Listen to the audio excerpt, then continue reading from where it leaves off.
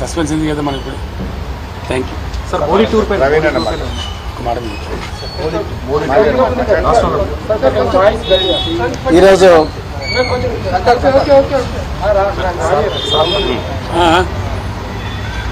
ఈరోజు తెలంగాణ మాజీ ముఖ్యమంత్రి శ్రీ పెద్దలు గౌరవనీయులు శ్రీ కేసీఆర్ గారిని కలిసినందుకు చాలా ఆనందంగా ఉంది. మరి ఈ తెలంగాణనే కాదు యావత్ భారతదేశం కూడా ఈరోజు లౌకికత్వం అంటే సెక్యులరిజం లౌకికత్వం ప్రమాదంలో ఉన్నది. మరి భారతీయ జనతా పార్టీ చాలా పెద్ద ఎత్తున కుట్రలు చేస్తూ ఉన్నది దేశాన్ని చిన్నభిన్నం చేయడం కోసం. మరి పూర్తిగా రాజ్యాంగాన్ని రద్దు చేయాలనే కుట్ర చేస్తూ ఉన్నారు. సో ఆ పరిస్థితుల్లో మరి సెక్యులర్ పార్టీ అయినా మరి సెక్యులర్ భావాలు కలిగి సెక్యులరిజాన్ని నిరంతరం కాపాడిన మరి భారతీయ రాష్ట్ర సమితి వారు మరి నేను బైంజీ మాయావతి గారి ఆశీస్సులతోని మరి వారిని కూడా కలవడం జరిగింది.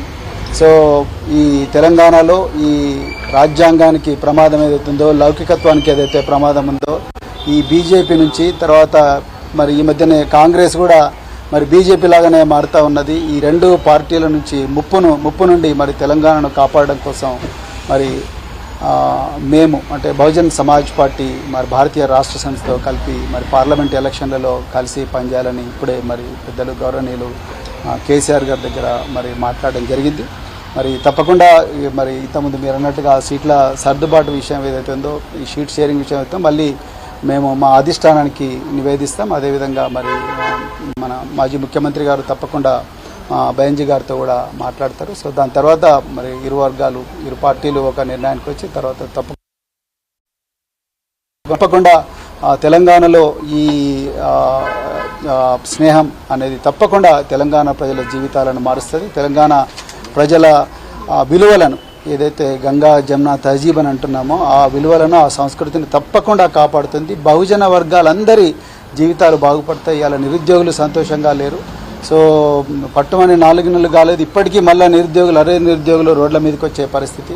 అదేవిధంగా పెద్ద ఎత్తున ఈ లౌకికత్వానికి తూట్లు పొడిచే సంస్కృతి అనేది మరి తెలంగాణలో వస్తూ ఉన్నది. అందుకొరకే ఈ స్నేహం అనేది ఈ ఐకమత్యం అనేది రాబోయే రోజుల్లో తెలంగాణ సమాజాన్ని చాలా గొప్పగా మార్చబోతున్నది.